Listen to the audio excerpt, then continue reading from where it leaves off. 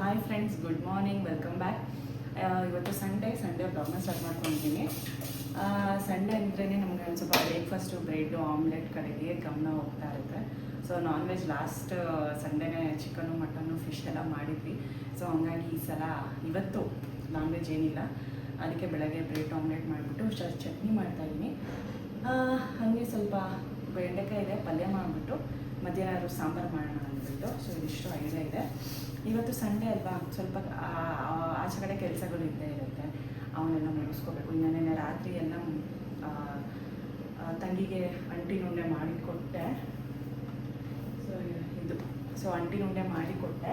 ಅದಾದಮೇಲೆ ಒಂದು ಸ್ವಲ್ಪ ಕಜ್ಜಿಕಾಯಿ ಕೂಡ ಮಾಡಿದ್ರು. ಮೊನ್ನೆ ಚಕ್ಲಿ ಎಲ್ಲ ಮಾಡಿದ್ವಿ. ಸೊ ನಿನ್ನೆ ಕಜ್ಜಿಕಾಯಿ ಎಲ್ಲ ಮಾಡಿದ್ವಿ ಮನೆಯಲ್ಲಿ. ಮಕ್ಕಳಿಗೆ ಎಲ್ರಿಗೂ ಸ್ನ್ಯಾಕ್ಸ್ ಇರಲಿ ತಿನ್ನೋದಕ್ಕೆ ಅಂದ್ಬಿಟ್ಟು. ಸೊ ದಿನ ಹಿಂಗೆ ಒಂದು ಆಗ್ತಿದೆ.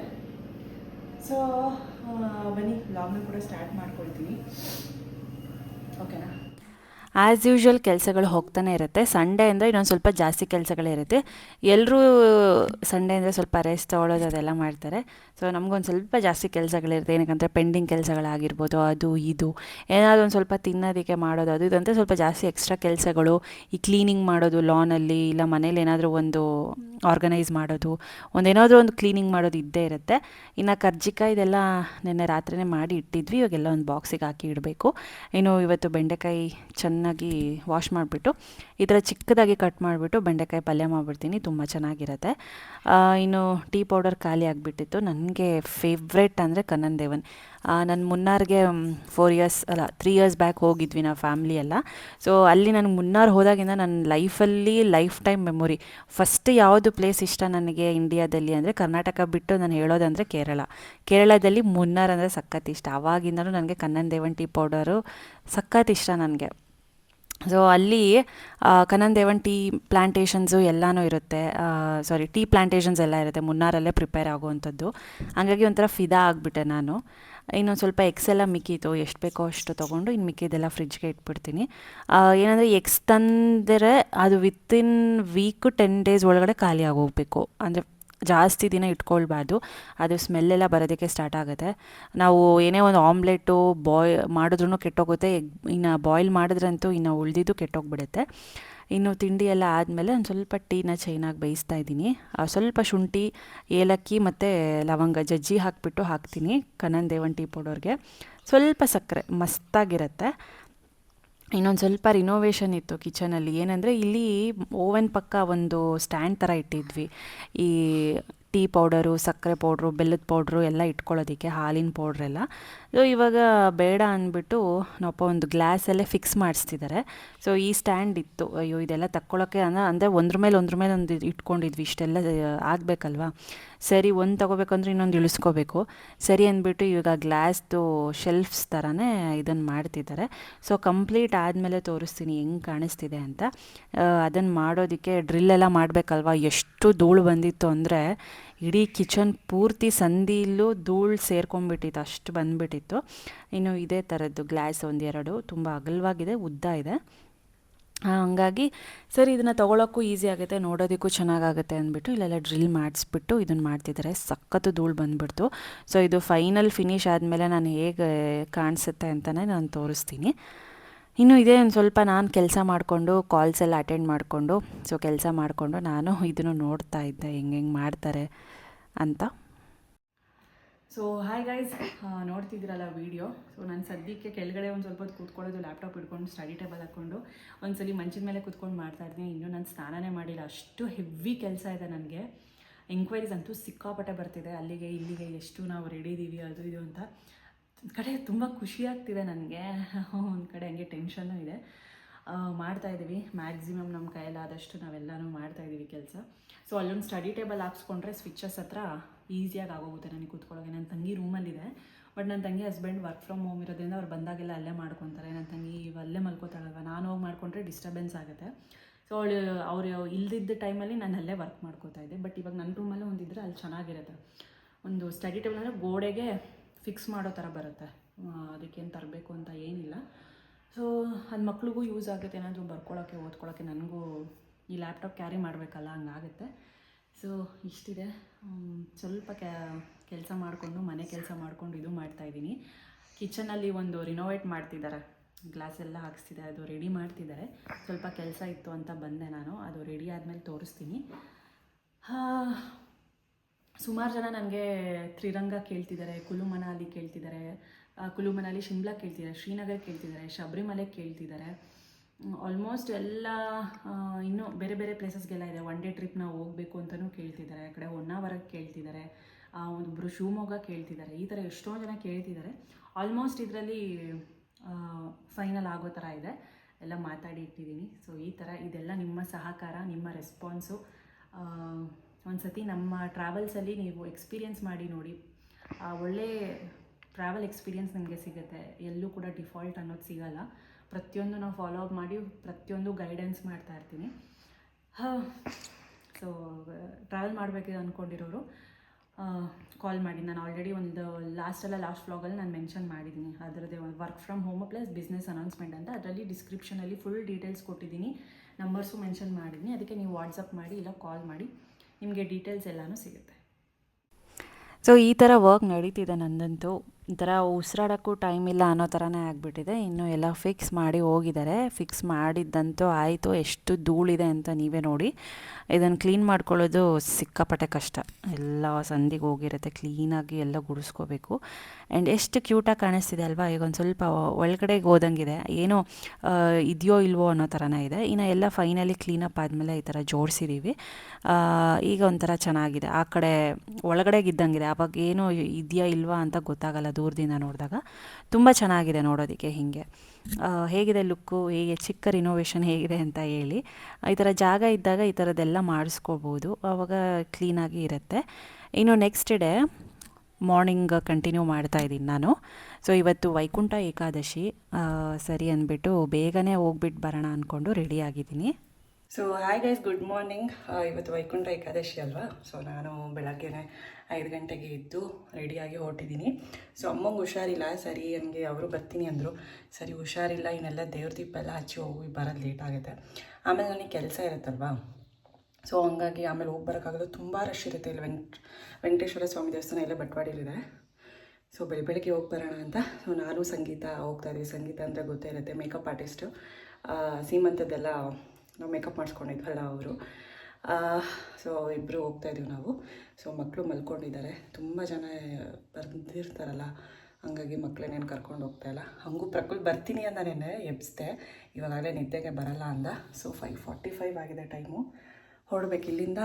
ಒಂದು ಸ್ವಲ್ಪ ಹೊತ್ತೆ, ಒಂದು 5 ನಿಮಿಷ ಟ್ರಾವೆಲ್ ಅಷ್ಟೇ. ಚಳಿ ಬೆಳಗ್ಗೆಗೆ ಗೊತ್ತಿಲ್ಲ. ಇವಾಗಲೂ ಎಷ್ಟು ಜನ ರಶ್ ಇರ್ತಾರೋ ಏನೋ ಗೊತ್ತಿಲ್ಲ. ಸೊ ಹೋಗಿ ಬೇಗ ಮುಗಿಸ್ಕೊಂಡು ಬಂದರೆ ಆಮೇಲೆ ತಿಂಡಿ, ಲಶಿಗೂ ಸ್ಕೂಲ್ ಇದೆ, ಲಶಿಗಿನ ಸ್ಕೂಲ್ಗೆಲ್ಲ ಕಳಿಸ್ಬೋದು ಅಂತ. ಆಮೇಲೆ ಏನು ಗೊತ್ತಾ, ಮಧ್ಯಾಹ್ನ ಸಂಜೆ ರಾತ್ರಿ ಅಂದರೆ ಹೆವಿ ಜನ. ಒಳ್ಳೆ ತಿರುಪತಿ ಕ್ಯೂರ್ ಅಲ್ವಾ, ಹಂಗಿರುತ್ತೆ. ಸೊ ಈಗಲೂ ಇರುತ್ತೆ, ಬಟ್ ಸ್ವಲ್ಪ ಕಮ್ಮಿ ಪ್ರಮಾಣ. ಸೊ ಬೇಗ ಹೋಗ್ಬಿಟ್ಟು ಬರೋಣ ಅಂತ ಸೊ ಹೊರಡ್ವಿ ಇವಾಗ.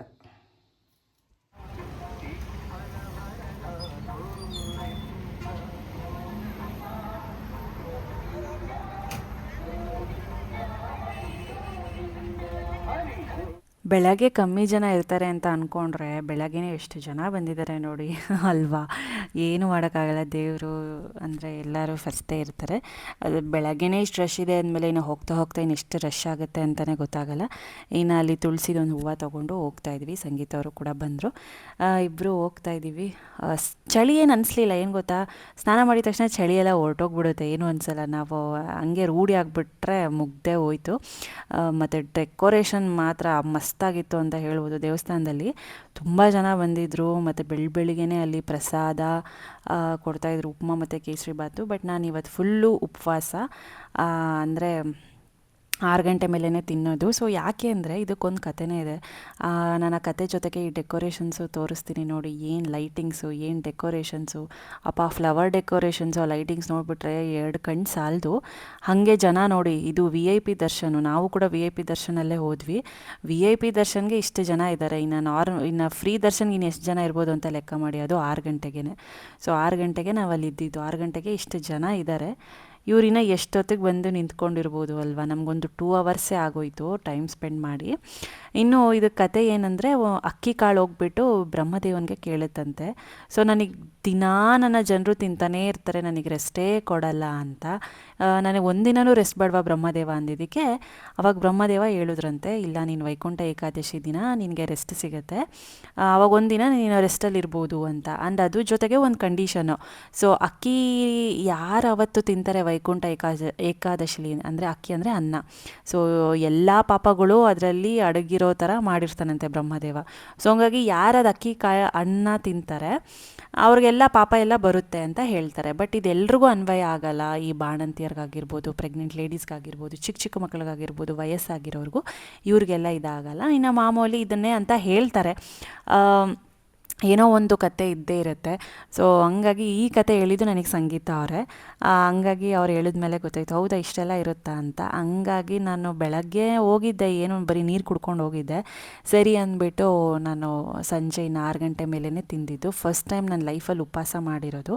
ಆ್ಯಂಡ್ ಈ ವೈಕುಂಠ ಏಕಾದಶಿಗೆ ಉಪವಾಸ ಮಾಡಿದ್ರೆ ಪ್ರತಿ ತಿಂಗಳು 2 ಸಲ ಏಕಾದಶಿ ಬರುತ್ತಲ್ಲ, ಅದು ಎಲ್ಲದಕ್ಕೂ ಈಕ್ವಲ್ ಅಂತೆ 12 ತಿಂಗಳಲ್ಲಿ. ಸೊ ಅಷ್ಟು ಪವರ್ಫುಲ್ ಈ ವೈಕುಂಠ ಏಕಾದಶಿ. ಸೊ ಈ ಥರ ಇದಕ್ಕೆಲ್ಲ ಒಂದು ಕಥೆನೇ ಇರುತ್ತೆ, ನಾವು ಪಾಲಿಸ್ಬೇಕು. ಸ್ವಲ್ಪ ಕಷ್ಟ ಆಯಿತು, ಕಣ್ತಿರುವುದು, ತಲೆ ಸುತ್ತೋದು, ಇದೆಲ್ಲ ಕಷ್ಟನೇ ಆಗೋಯ್ತು. 6 ಗಂಟೆ ಆಗಿದ ತಕ್ಷಣವೇ ನಾನು ಈ ಉಪ್ಮಾ ಮಾಡ್ಕೊಂಡು ತಿಂದೆ. ಅಂದರೆ ಅವತ್ತಿನ ಪೂರ್ತಿ ಅನ್ನ ರಾಗಿ ಈ ಥರದ್ದು ತಿನ್ನಬಾರ್ದು, ಇಲ್ಲ ಏನಾದರೂ ಉಪ್ಮಾ ರವೆನೋ ಇಲ್ಲ ರವೆ ಇಡ್ಲಿ ಈ ಥರದ್ದೆಲ್ಲ ತಿನ್ಬೋದು. ನಾನು ಉಪ್ಮಾ ಮಾಡ್ಕೊಂಡು ತಿಂದ್ಬಿಟ್ಟೆ 6 ಗಂಟೆ ಮೇಲೆ. ಒಂದು ಸ್ವಲ್ಪ ಏನಾದರೂ ಹೊಟ್ಟೆ ಹಶ್ವಾಗ್ಬಿಟ್ರೆ ಒಂದು ಸ್ವಲ್ಪ ಹಾಲು ಏನಾದರೂ ತೊಗೋಬೋದು. ಹಾಲು ಎಷ್ಟೇ ಕುಡಿದ್ರೂ ಅದು ಒಂಥರ ಇದೆ. ಆಮೇಲೆ ಒಂದು ಸ್ವಲ್ಪ ಹಣ್ಣು ಕಾಯಿ ತೊಗೋಬೋದು. ನಾನೊಂದು ಸ್ವಲ್ಪನೇ ಹಾಲು ತೊಗೊಂಡಿದ್ದು ಸ್ಟಾರ್ಟಿಂಗ್, ಚಳಿಗೆ ಮನೆಗೆ ಹೋಗ್ಬಿಟ್ನಲ್ಲ, ಒಂದು ಚಿಕ್ಕ ಗ್ಲಾಸಲ್ಲಿ ಹಾಲು ತೊಗೊಂಡು ಇನ್ನು ಒಂದೇ ಒಂದು ಆ್ಯಪಲ್ ತಿಂದಿದ್ದು ಅಷ್ಟೇ ಬೆಳಗ್ಗೆಯಿಂದ ಸಂಜೆವರೆಗೂ. ಸೊ ನನಗೆ ಯಾವತ್ತೂ ಉಪವಾಸ ಮಾಡಿ ಅಭ್ಯಾಸ ಇಲ್ಲ, ಅವತ್ತು ಮಾಡಿದ್ದಕ್ಕೆ ಏನೋ ಒಂಥರ ಸಾರ್ಥಕ ಆಯಿತು. ನಿಜವಾಗ್ಲೂ ಖುಷಿ ಆಯಿತು ಉಪವಾಸ ಮಾಡಿದ್ದಕ್ಕೆ. ಆ್ಯಂಡ್ ಆ ಕತೆ ಕೇಳಿ ಹೌದು ಇದು ಇರುತ್ತೆ. ನಾನು ಜಾಸ್ತಿ ಮೂಢನಂಬಿಕೆಗಳನ್ನ ನಂಬಲ್ಲ, ಬಟ್ ಎಷ್ಟು ನಂಬಬೇಕೋ ನಾನು ಅಷ್ಟು ನಂಬ್ತೀನಿ. ತೀರಾ ಮೂಢನಂಬಿಕೆಗಳೆಲ್ಲ ನಾನು ನಂಬೋದಕ್ಕೆ ಹೋಗಲ್ಲ. ಇನ್ನು ಡೆಕೋರೇಷನ್ಸ್ ನೋಡ್ತಿದ್ದೀರಲ್ಲ, ಲಾಸ್ಟ್ ವರ್ಷದಕ್ಕಿಂತ ಈ ವರ್ಷ ಪ್ರತಿ ವರ್ಷವೂ ತುಂಬ ಹೆಚ್ಚಾಗ್ತಿದೆ. ಒಳ್ಳೊಳ್ಳೆ ಐಡಿಯಾಸ್ನ ತೊಗೊಂಡು ಈ ಥರ ಡೆಕೋರೇಷನ್ಸ್ ಎಲ್ಲ ಮಾಡ್ತಿದ್ದಾರೆ. ಆ ಡೆಕೋರೇಷನ್ಸ್ ನೋಡೋಕ್ಕೆ ಹೋಗಬೇಕಪ್ಪ ಅಂತ ಅನಿಸುತ್ತೆ. ಇನ್ನು ಅಲ್ಲಿ ಹೋಗ್ಬಿಟ್ರೆ ಸಾಕು, ಫುಲ್ಲು ಮೈ ಜುಮ್ ಅನಿಸುತ್ತೆ ವೆಂಕಟರಮಣ ಸ್ವಾಮಿ ನೋಡಿದ ತಕ್ಷಣ. ಆ್ಯಂಡ್ ಡೆಕೋರೇಷನ್ಸ್ ಮಾತ್ರ ಅಲ್ಟಿಮೇಟ್ ಅಂತಲೇ ಹೇಳ್ಬೋದು. ನಮಗೆ ಆಲ್ಮೋಸ್ಟ್ 2 ಅವರ್ಸ್ ಆಯಿತು. 6ಗೆ ನಿಂತಿದ್ದವರು ನಾವು 8 ಗಂಟೆಗೆ ಆಚೆ ಬಂದ್ವಿ. ಸೊ 2 ಅವರ್ಸ್ ಆಯಿತು. ಅಷ್ಟೇ ಜನ ಇದ್ದರು, ಅಷ್ಟೇ ಫುಲ್ ಸಿಕ್ಕಾಪಟ್ಟೆ ರಶ್. ನಾವು VIP ದರ್ಶನಕ್ಕೆ ಹೋಗಿದ್ದಕ್ಕೆ 2 ಅವರ್ಸ್ ಆಯಿತು.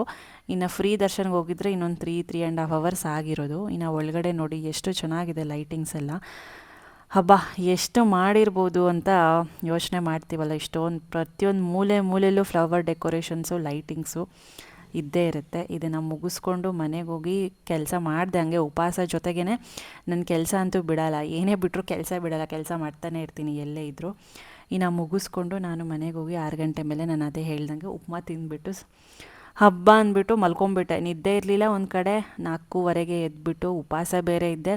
ಫುಲ್ ಏನೋ ಒಂಥರ ಆಗೋಯ್ತು ಸ್ಟಾರ್ಟಿಂಗ್ ಅಂತ ಹೋಗಿ ಮಲ್ಕೊಂಬಿಟ್ಟೆ. ಇನ್ನು ಕಂಬಗಳಿಗೆ ನೋಡಿ ಹೆಂಗೆ ಈ ಕಬ್ಬು ಎಲ್ಲ ಇಟ್ಬಿಟ್ಟು ಎಷ್ಟು ಚೆನ್ನಾಗಿ ಡೆಕೋರೇಷನ್ ಮಾಡಿದಾರಲ್ವ, ನಿಜವಾಗ್ಲೂ ಕಣ್ಣು ತಂಪಾಗೋಯ್ತು. ಸೊ ತುಮಕೂರಲ್ಲಿರೋರ್ಗೆ ಯಾರೆಲ್ಲ ದರ್ಶನಕ್ಕೆ ಹೋಗಿಲ್ವೋ ಇಲ್ಲೇ ನೋಡ್ಕೊಂಬಿಡಿ. ದೇವಸ್ಥಾನದೊಳಗಡೆ ಎಷ್ಟು ಚಂದವಾಗಿ ಅಲಂಕಾರ ಮಾಡಿದ್ದಾರೆ ಅಂದರೆ ಅದು ಹೇಳೋಕ್ಕೆ ಆಗಲ್ಲ. ಹೋಗಿ ನೋಡಿದ್ರೇ ಅದು ಕಣ್ಣು ತುಂಬ ತುಂಬಿಸ್ಕೋಬೋದು. ಸೊ ವ್ಲಾಗ್ ಇಷ್ಟ ಆಯಿತು ಅಂತ ಅಂದ್ಕೊಳ್ತೀನಿ. ಇದಾದಮೇಲೆ ನಾನು ವ್ಲಾಗ್ ಏನು ಶೂಟ್ ಮಾಡೋಕ್ಕೆ ಹೋಗಲಿಲ್ಲ. ನನ್ನ ಕೆಲಸದಲ್ಲಿ ಬ್ಯುಸಿ ಇದೆ, ಉಪವಾಸದ ವ್ರತದಲ್ಲಿ ಬೇರೆ ಇದ್ದಲ್ಲ, ಹಂಗಾಗಿ ನಾನೇನು ಜಾಸ್ತಿ ಇದನ್ನು ಶೂಟ್ ಏನು ಮಾಡಲಿಲ್ಲ. ಇನ್ನು ನಮ್ಮ ಆಂಜನೇಯ ಸೊ ಎಲ್ಲರ ಬ್ಲೆಸ್ಸಿಂಗ್ಸು ಹೀಗೆ ಇರಲಿ. ಸೊ ನನ್ನ ಚಾನಲ್ಗೆ ಹೀಗೆ ಸಪೋರ್ಟ್ ಮಾಡಿ. ಇನ್ನು ನಮ್ಮ ಪ್ರವಾಸ, ನನ್ನ ಆಫೀಸ್, ನನ್ನ ಜೊತೆ ಟ್ರಾವೆಲ್ ಮಾಡಿ ಒಳ್ಳೆ ಬಜೆಟ್ ಫ್ರೆಂಡ್ಲಿಯಾಗಿ ನಾನು ಮಾಡಿಕೊಡ್ತೀನಿ. ಸೊ ಅಂತ ಹೇಳ್ತಾ ಅದಕ್ಕೆ ಸಪ್ರೇಟ್ ವ್ಲಾಗ್ ಕೂಡ ಮಾಡಿದ್ದೀನಿ, ಹೋಗಿ ಚೆಕ್ ಮಾಡಿ. ಫೋನ್ ನಂಬರ್ಸ್ ಎಲ್ಲ ಸಿಗುತ್ತೆ. ಮತ್ತೆ ಸಿಗ್ತೀನಿ. Until then keep smiling, take care, bye bye, lots of love.